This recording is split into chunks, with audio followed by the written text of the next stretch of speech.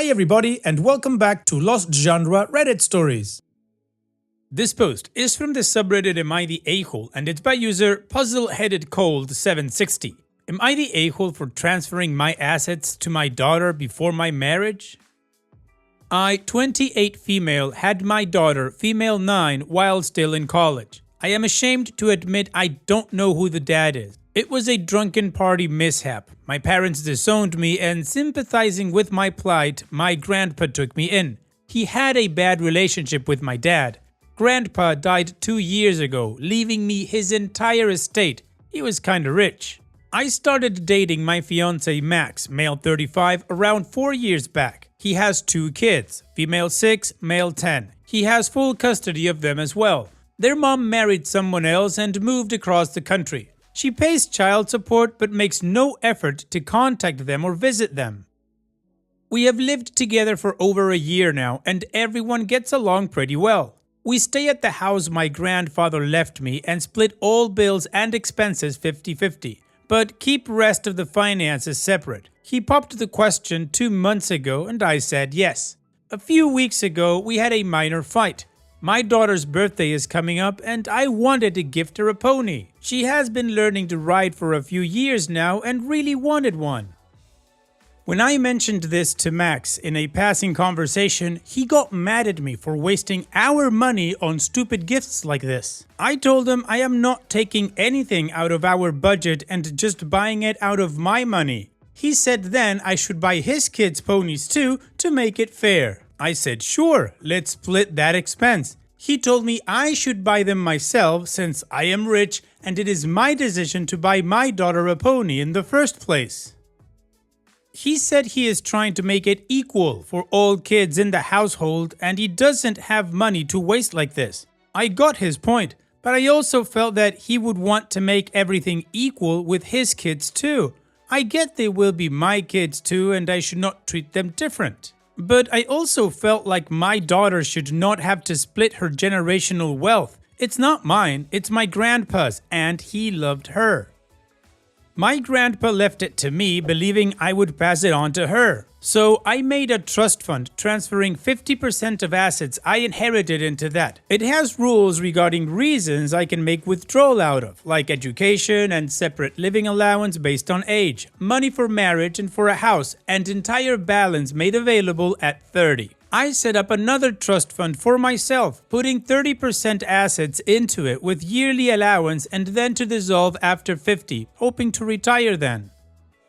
The remaining balance, 20%, is mostly the house, land and emergency funds. I did it so whatever income I earn, I will be able to make it equally split within kids. But the inheritance will stay intact for my or my daughter's future without having to be split or used for my stepkids. My fiance found out about this a couple of days ago, saw some related papers in my drawer. He was really mad at me for cutting him and his kids out.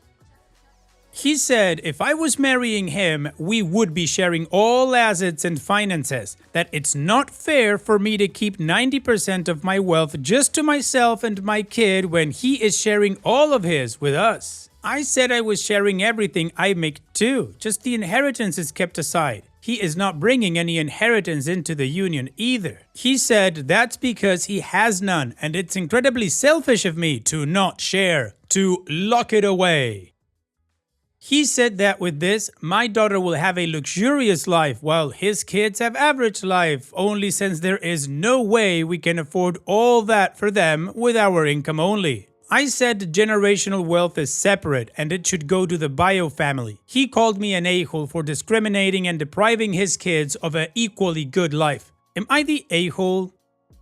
No, OP, you are absolutely right. He says he's putting everything in the pot and you should do that too. Well, he's putting 100% of nothing, so it's basically zero. The thing about greed, man, it's such an ugly sentiment, but it is so easy to spot. Also, he found out about you setting up these trusts because he went through your things. You didn't leave those papers on top of a desk. You mentioned they were inside your drawer. So he was going through your stuff anyways. And then trying to gaslight you into putting all your inheritance up for their kids. It's 3 kids. 2 are his, 1 is yours. If you split that equally, his kids get 2/3, yours gets 1. That's not fair at all.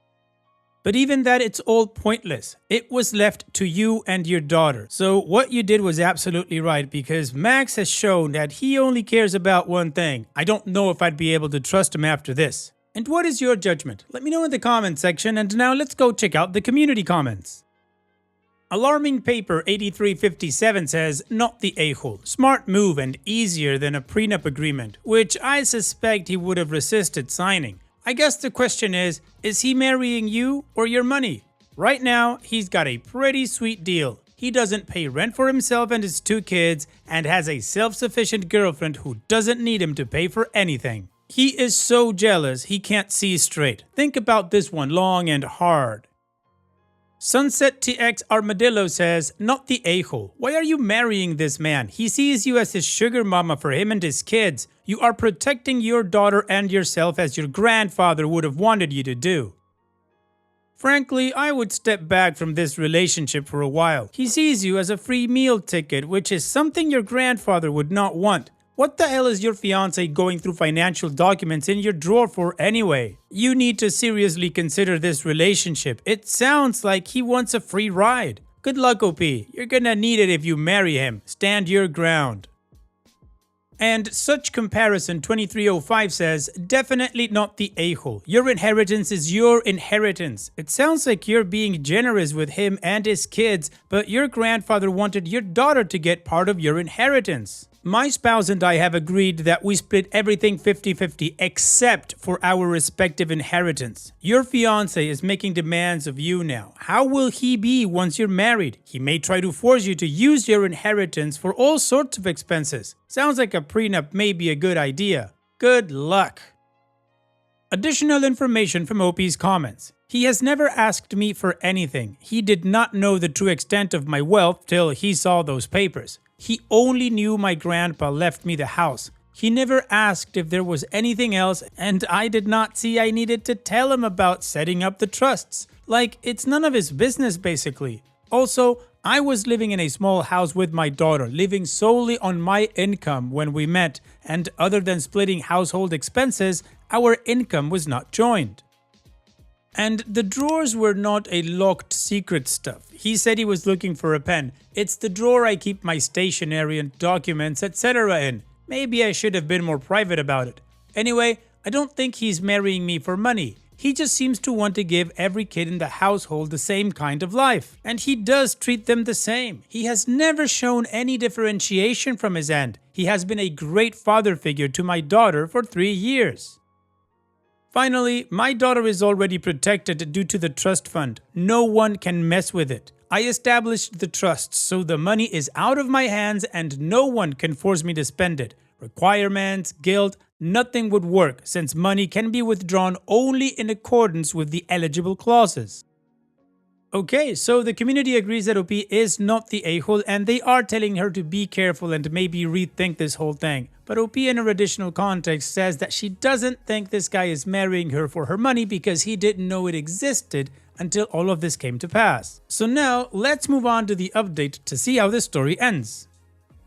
I had a much needed conversation with Max. I showed him the post, replies, advice, and experiences. He looked defeated to see this. At the core, there were 2 issues. 1, how much do I trust him? And 2, how do we handle finances moving forward? He told me he was ready to sign a prenup before I even asked if that would alleviate my worries. He said all he wants is to have everyone in the household to feel equal, to not make his kids feel resentful, to make it fair to everyone. I understood that. The fact is, there is no way it can be made fair to everyone. If I want to give my daughter the best of everything, I should give the same to his kids too, but that is not always possible even with our combined incomes.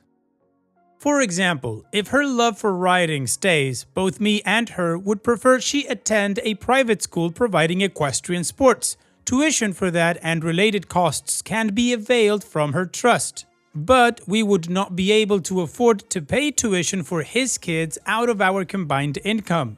Trust is already set and even I cannot withdraw money for their tuition. And even if I could, I would be reducing my retirement funds or my daughter's inheritance. Same goes for a car, tuition fund, and all the other expenses my daughter will have covered, but even with our incomes, we can't give equally to Max's kids. Further, marriage is a big risk, even with a prenup. If he takes on debt during the course of our marriage, I would also be liable. A lot of the comments have instilled a lot of fear in me, and I am also worried about the resentment Fiance is going to build. I love Max, I really do, but I love my daughter a million times more. She is my life. I have to accept that her future and opportunities are more important to me than a marriage, at least for the next 9 years. Who am I kidding? Till my daughter can fully be independent. And I cannot fault him for wanting the same for his kids. He is just being a dad, but I cannot take away from my daughter to give to his kids. I can only give equal love and care to them, equal attention. Financially, we are just not compatible.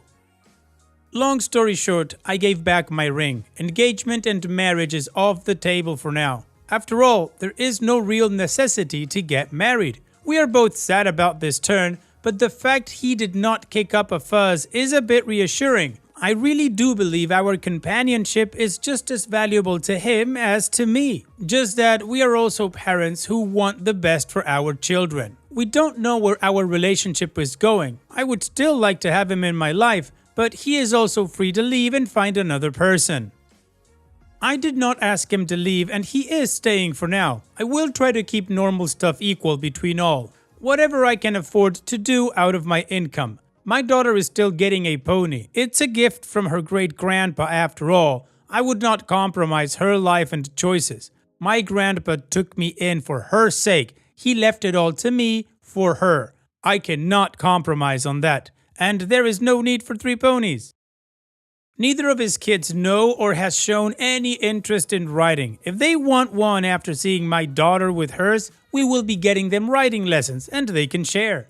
They will be getting the best birthday presents we can afford that aligns with the interests for their birthdays. If Max sticks around until then, I will also be protecting the house and land as well. He cannot make claims on it as far as I know, but I will still be discussing it with my estate lawyer. Thank you for helping me see what I refused to. Love had me blind. Alright, well, it sounds like a positive and mature update to me. I mean, OP gave the ring back, she understood that there's no reason to be married yet, and she's got her priorities straight. Her daughter comes first, everything else later. And the boyfriend's reaction, apart from him still living rent-free, doesn't seem so sketchy to me. What do you guys think? But anyways, OP, here's wishing you and your daughter the best in the future. Thanks so much for sharing and take care. And now let's move on to the next post that also has an update. This post is from the subreddit Am I the A-hole and it's by user EnoughRepeat654. Am I the a-hole for refusing to meet my mom after my grandparents said me and my dad weren't real family? My parents had me really young, like 16, and my mom moved after I was born, so my dad took care of me alone while still in school. I, 14 female, started meeting my mom, 31 female, last year when she came back all of a sudden and we meet every month. My dad, 31 male, doesn't like my mom and wouldn't talk to her if he could. Recently, my mom and I got into a fight because I didn't want to invite her to my birthday party because we aren't close. So, to smooth things over, my grandparents proposed that we all have a family dinner together to celebrate separately. So, my dad and I had dinner with them yesterday, and it was a disaster. At first, it was fine, but my dad was really uncomfortable and it was just awkward all around. Then, my grandparents started talking about my mom's involvement in my life, like, maybe you and your mom can go somewhere together, that kind of thing. My mom suggested that she could send me to school in the mornings, which my dad does, and I could tell my dad was getting annoyed and he said it's fine and she didn't need to do that. Then my grandparents started to get angry and asked why he was so against them, while my mom just looked embarrassed and didn't say anything. Then my grandma said, she needs her mother to have a real family, just her dad is not enough. My dad got so mad that he just told me to pack up and we were going. And when we got home, my dad just locked himself in his room and I could hear him crying. At that point, I was just angry, so today I called my mom and told her I didn't want to see her ever again. She started crying and tried to apologize, but I hung up on her. She sent me voicemails saying that I shouldn't punish her for what her parents said and that I need to stop overreacting. I don't know if I'm being too extreme and overreacting. My dad says I can decide, but he looks conflicted honestly, and my mom crying made me feel kind of bad. So am I the a-hole? I don't know if it's justified to stop seeing my mom even though she didn't say that stuff, just her parents. Sorry, the error in the title. I mean a real family. Well, OP, choosing to see or not see your mother does not make you an a-hole. You definitely don't owe her anything. She abandoned you, whether it was because her parents made her or not, we don't know, but she abandoned you 14 years ago with your dad. He's the one that raised you. You guys are a real family. However, if you do want to have some kind of a relationship with her, that's fine too. It is your decision. One thing's for sure though, for me, I would not have a relationship with those grandparents. Those people suck. So again, OP, I don't think you're the a-hole for this situation, and I think you have the right to decide whether you want to have a relationship with your mom or not. And what is your judgment? Let me know in the comment section, and now let's move on to the community comments to see what they said. OK Conservation 9750 says, quote, "Then my grandma said, she needs her mother to have a real family, just her dad is not enough." End quote. That's rich, considering it was your real mom that abandoned you. Tell grandma that dad has been plenty family, as he's the one who has actually raised and cared for you for 14 years. Not the a-hole. Grandma can just go away. I would suggest leaving the door open for your mom, so long as she understands that grandma et al. Are now on your no contact list, and that's not negotiable.